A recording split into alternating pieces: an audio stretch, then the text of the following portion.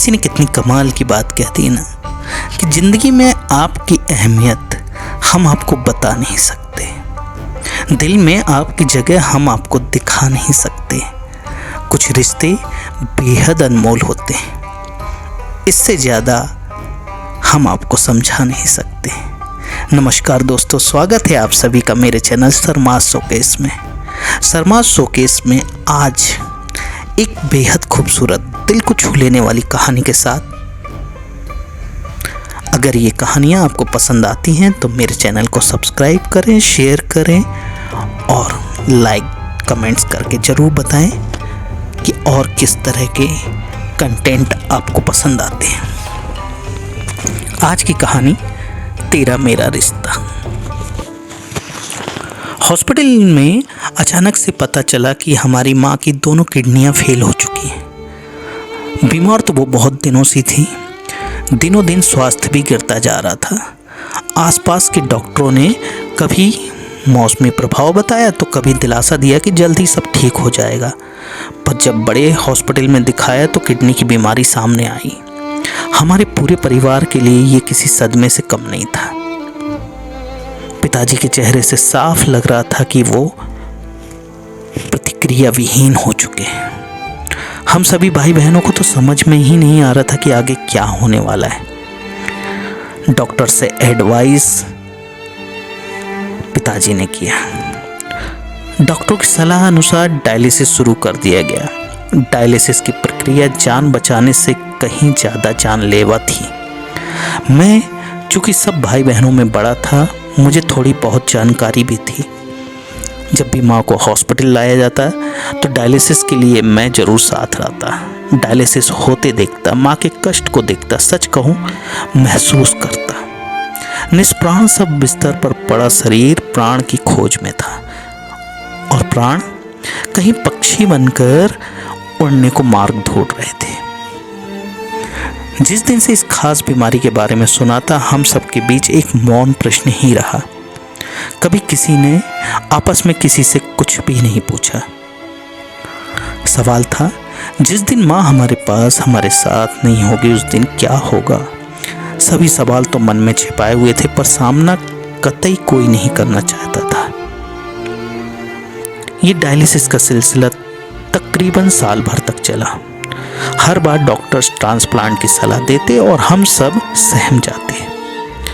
बात केवल इलाज के पैसों की नहीं थी, बल्कि किडनी डोनर को खोजने की भी थी। दोनों ही काम लगभग असंभव से थे, पर कुछ न कुछ तो करना था और पिताजी लगातार लगे हुए थे। माँ के साथ जब भी बात होती तो वो कहते, घबराओ नहीं, भोले बाबा ऐसे हम सबको निराश नहीं करेंगे। जब हमने किसी का अब तक कुछ नहीं बिगाड़ा तो वो भी हमारा बुरा नहीं करेंगे। माँ कहती, मेरे चक्कर में आप लोग सब कुछ आगे के लिए बर्बाद कर रहे हैं, जैसा चल रहा है चलने दीजिए। पिताजी जवाब देते, अरे ऐसे कैसे चलने दिया जाए, अभी तो तुमको अपने सभी बच्चों की शादी भी करवानी है, बहू ढूंढना है। मेरा तो जानती ही हो, मेरी पसंद बस तुम्हें छोड़कर कितनी बुरी है। तुम ढूंढना अपनी बहुओं को। इस नोक झोंक से माहौल थोड़ा हल्का हो जाता, पर सच्चाई हम सबको पता थी कि अगर समय पर सही इंतजाम नहीं किया गया तो ये नोक झोंक भी बहुत दिन तक चलने वाली नहीं। पैसे की व्यवस्था के लिए पिताजी ने मकान बेचने का फैसला किया।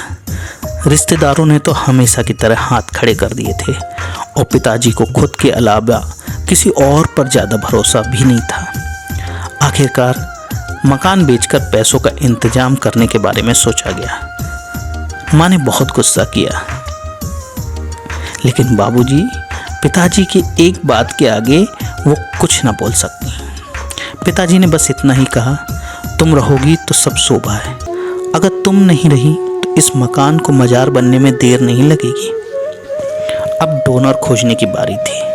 काफ़ी मशक्क़त की गई, पर हुआ कुछ नहीं। अंततः वही हुआ जिसकी बस मिसाल ही दी जा सकती थी। पिताजी ने अपने जीवन का सबसे बड़ा फैसला किया।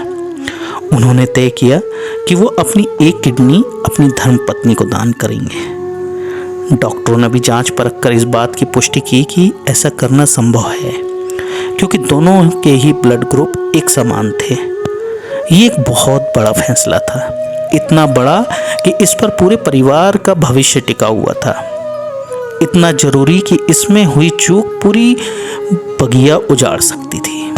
माँ ने जब सुना तो पिताजी को घूरती ही रही। पिताजी बोले, अरे इतने दिनों बाद तो मौका लगा है तुम्हारी कुछ सेवा कर सकूं। जिंदगी भर तो तुमने हम सबका ख्याल रखा है, इस बार मेरी बारी है, तो ऐसे क्यों देख रही हो? घबराओ नहीं, सब ठीक हो जाएगा, भोले बाबा कभी बुरा नहीं करेंगे। मैंने जिंदगी में पहली बार अविवाहित होते हुए भी एक पति पत्नी के रिश्ते को समझा। समझ में आया कि पति और पत्नी का रिश्ता इतना खास क्यों माना जाता है। पिताजी और माँ ने जो मिसाल बनाकर हम सबको सिखाया वो वाकई मेरे लिए खास था। खैर, कुछ कानूनी जद्दोजहद और मेडिकल प्रोसीजर्स के बाद ऑपरेशन और ट्रांसप्लांट का दिन तय हुआ। जब माँ और पिताजी को एक साथ ऑपरेशन थिएटर में लाया जा रहा था, बता नहीं सकता दिल की धड़कनों की क्या रफ्तार थी। ऐसा लग रहा था कि दिल जिस्म से बाहर निकलकर सामने आ जाएगा। 7 घंटे तक ऑपरेशन चला और अगले 7 घंटों के बाद माँ को होश आया। ऑपरेशन के बाद जब पहली बार हमने माँ के चेहरे को देखा तो ऐसा लगा मानो पूरे परिवार ने युद्ध जीत लिया हो। युद्ध जीवन का, युद्ध जीवन से, युद्ध नियति का, युद्ध नियति से। पिताजी के चेहरे पर भी एक अलग ही चमक थी। वो चमक दम्भ की नहीं, एहसान की नहीं, वो चमक थी किसी के काम आ जाने की, अपनी पत्नी की जान को बचा लाने की, अपनी बिखरती बगिया को सहेज लेने की, अपने मंदिर को मूर्तिहीन होने से रोक देने की। ये सब तो मैंने महसूस किया था पिताजी के लिए। मुझे यकीन है आज भी उस दिन पिताजी कुछ खास महसूस कर रहे थे माँ को लेकर। सब धीरे धीरे सामान्य हुआ, वक्त लगा, 2 साल लगे सब कुछ पटरी से उतर जाने के बाद फिर से पटरी पर आने के लिए। एहतियात के साथ जिंदगी फिर दौड़ने लगी, माँ के लिए भी और पिताजी के लिए भी। अपने नए किडनी के साथ माँ ने भी पुनर्जन्म पाया और हम सब ने एक तूफान को टाला। नहीं, पिताजी ने अकेले उस तूफान को टाला था। माँ अक्सर बाबूजी से पिताजी से कहती, आप अपना ज़्यादा ख्याल रखा कीजिए, आधा आधा दोनों जी रहे हैं, साथ जिएंगे तो पूरा जी पाएंगे। हंसी ठिठोलियों नोक झोंकों का दौर फिर से शुरू हो चुका था। माँ ने उस एक भागीरथी प्रयास के बल पर हम सब भाई बहनों की शादियाँ देखी, अपनी पसंद की बहुओं को घर लाए। कभी कभी तो हमें याद भी नहीं रहा कि घर में एक किडनी वाले 2 लोग भी रहते हैं। पति पत्नी के रिश्ते ने मेरे घर में एक नई ऊंचाई को छुआ। मैं ये नहीं कहता कि मेरे माता पिता आदर्श जोड़े थे, पर उन्होंने जो अपने जीवन से सिखाया वो कभी भी कहीं भी किसी किताब में नहीं मिल सकता। अनुभव से बड़ा कोई किताब नहीं और जिंदगी के किरदारों से बड़ा कोई उस्ताद नहीं। और सही कहा है ना कि मुस्कुराने के मकसद न ढूंढो वरना जिंदगी यूं ही कट जाएगी। कभी बेवजह भी मुस्कुरा के देखो, आपके साथ जिंदगी भी मुस्कुराएगी।